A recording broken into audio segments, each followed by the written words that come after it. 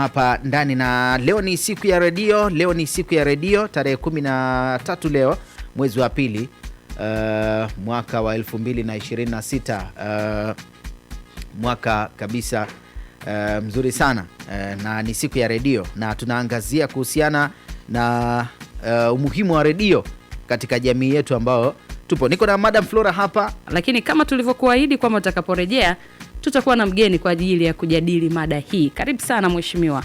Asante sana Madam Flora.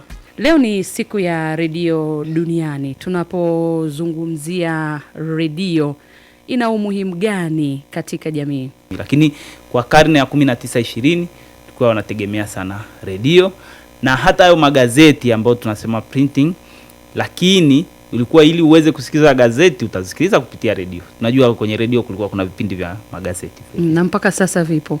Mpaka sasa hivi vipo. Kwa hiyo redio ndio chombo hasa ambacho kinaweza kuwafikia watu wengi zaidi mpaka vijijini. Na hakijaanza leo, ni muda mrefu toka karne ya 19 na karne ya 20. Sawa, sasa je, redio kama redio umesema hapo inafika mpaka vijijini.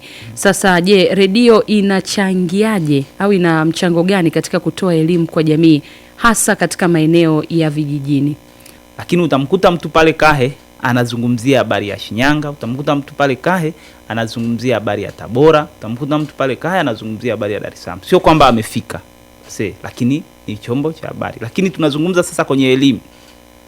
Vyombo vya habari vimekuwa ndio sehemu pekee inaweza ukatoa elimu. Mimi hapa nilipokaa Flora, naweza nikazungumza na wanakahe.